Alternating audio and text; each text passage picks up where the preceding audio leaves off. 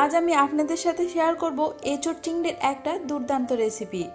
এঁচোড় কম বেশি সকলের ভীষণ প্রিয়, আর এই প্রিয় জিনিসটাকে যদি আপনি এভাবে রান্না করেন, সকলের কাছে আপনি নিজেই ভীষণই প্রিয় হয়ে উঠবেন। এটা ভরসা দিয়ে বলতে পারি। তাই অনুরোধ করব রেসিপিটা সম্পূর্ণ দেখবেন, কারণ এভাবে যদি বানান এটা মাংসের স্বাদটাকেও হার মানাবে।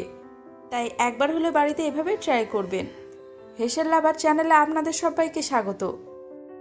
এই এঁচোড় চিংড়ি বানানোর জন্য আমি 1 কিলো 600 ওজনের একটা এঁচোড় নিয়েছি। আমি এখানে বটিতে কাটছি, তবে আপনাদের যেভাবে সুবিধা হয় সেভাবে এঁচোড়টাকে কেটে নেবেন। অনেকেই কাটতে পারেন, আবার অনেকেই পারেন না, তবু আমি আপনাদের সাথে শেয়ার করছি। প্রথমে হাতে এবং বটির গায়ে অনেকটা পরিমাণে সর্ষের তেল মাখিয়ে নেব। তারপর বোটাটা ছাড়িয়ে কিছুক্ষণ রাখবো, অনেকটাই আঠা ঝরে যাবে। আমি এখানে এঁচোড়টা কিন্তু পুরোটা রান্না করব না, অর্ধেকটা রান্না করছি, মানে ওই 800 গ্রাম। খোসাটা ছাড়িয়ে নেবো, আর মাছ বরাবর যে শক্ত অংশটা আছে সেটাও ছাড়িয়ে নেবো। আর এঁচোড় কাটার সময় কিন্তু মাঝে মাঝে বটির গায়ে এবং হাতে আবারও তেল মাখিয়ে নেবেন, তাহলে দেখবেন আমার মতো এরকম হাত একদম পরিষ্কার থাকবে, কোনো আঠা লেগে থাকবে না। এঁচোড়টাকে কিন্তু আমি মাঝামাঝি সাইজের কেটেছি, মানে একেবারে ছোট না, একটু বড় মতো করে কেটে নিলাম। এখানে আমি 2টো আলু নিয়েছি মিডিয়াম সাইজের। আলুটাকেও কিন্তু বড় বড় পিস করে কেটে নেব। আর 2টো বড় বড় সাইজের পেঁয়াজ নিয়েছি। পেঁয়াজগুলোকে কিন্তু মিহি করে কুচিয়ে নিতে হবে। এই রান্নার ক্ষেত্রে পেঁয়াজের পরিমাণটা একটু বেশি ব্যবহার করবেন, তাতে করে এর স্বাদটা অনেকটা বেড়ে যায়। এবার একটা কড়াইতে 1 লিটার পানি দিলাম, 1 চা চামচ নুন আর 1 চা চামচ হলুদের গুঁড়ো।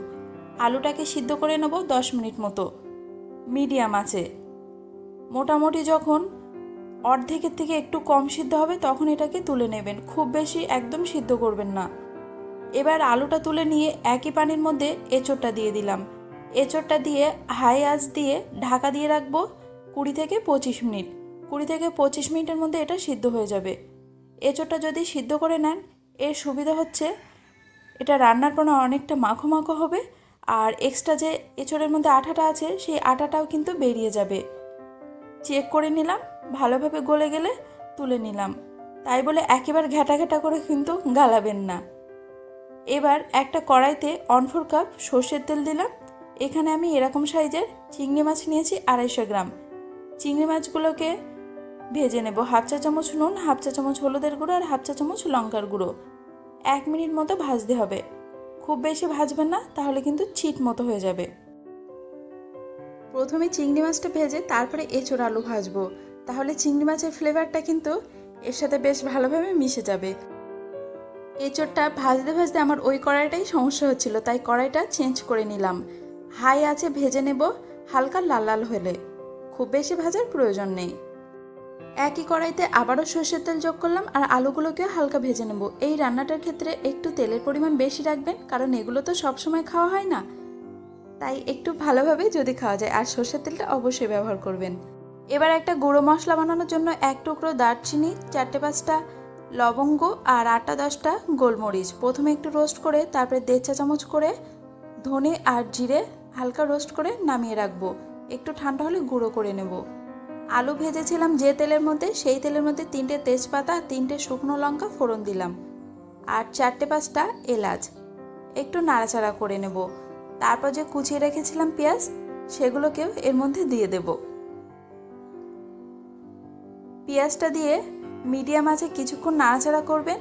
যখন দেখবেন হালকা ব্রাউন কালার হয়ে এসেছে, তখন এর মধ্যে আদা রসুন দিয়ে দেবো। 1.5 চা চামচ করে আদা রসুন দিলাম। আবারও কষিয়ে নেবেন। কাঁচা গন্ধটা চলে গেলে এর মধ্যে দিয়ে দেব কুচিয়ে রাখা টমেটো। একটা বড় সাইজের টমেটো নিয়েছিলাম। আপনারা এখানে চাইলে টমেটোটা পেস্ট করেও দিয়ে দিতে পারেন। এবার দিচ্ছি 1 চা চামচ হলুদের গুঁড়ো, 1 চা চামচ লঙ্কার গুঁড়ো, 1/2 চা চামচ জিরে আর স্বাদ মতো নুন, আর দিয়ে দেব 1.5 চা চামচ চিনি।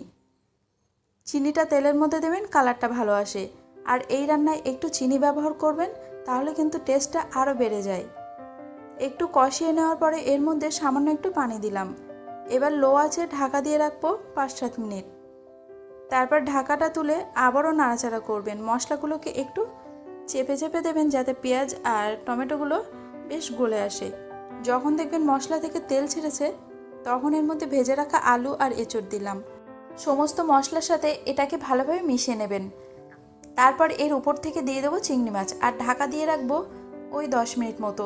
দেখুন এখানে কিন্তু আমি কোনো পানি ব্যবহার করব না প্রথমে, তার কারণ এঁচোড়টা সিদ্ধ করার কারণে যে এক্সট্রা পানিটার মধ্যে রয়ে গেছে সেটা এভাবে যদি রান্না করে নেওয়া হয় তাহলে কি হবে, সেই পানিটাও শুকিয়ে যাবে আর এঁচোড়টা অনেকটা কুক হবে আর এতে করে স্বাদটা অনেকটা বেড়ে যাবে। তাই প্রথম পর্যায়ে একদম পানি ব্যবহার করবেন না। একদম যখন দেখবেন তেল ছেড়েছে, ভাজা ভাজা হয়ে গিয়েছে, তখন এর উপর থেকে ভেজে রাখা মশলাটা দিয়ে দিলাম। তারপর আবারও মিশিয়ে নিয়ে তারপর পরিমাণ মতো পানি যোগ করব। আবারও বলছি, প্রথম পর্যায়ে কিন্তু একদম পানি যোগ করবেন না, পুরো ভাজা ভাজা মতো করে নেবেন তেলের উপরে। এখানে পানির পরিমাণটা কেমন দেবেন, মোটামুটি এঁচোড়টা ডুবে আছে এরকম, মানে খুব বেশি না আবার একেবারে অল্পও না, মিডিয়াম মতো পানি দিয়ে দেবেন, কারণ এই তরকারিটা হবে একটু মাখো মাখো মতো।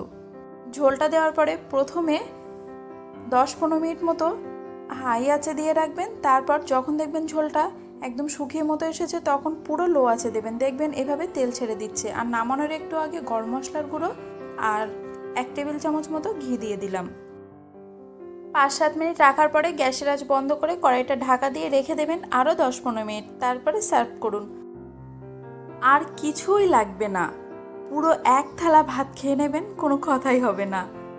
আর এইটুকু ভরসা দিয়ে বলতে পারি, এভাবে যদি রান্না করেন বাড়ির সকলের প্রশংসায় মুগ্ধ হয়ে যাবেন। তাই একবার হলেও অবশ্যই ট্রাই করবেন আর কমেন্টে জানিয়ে দেবেন।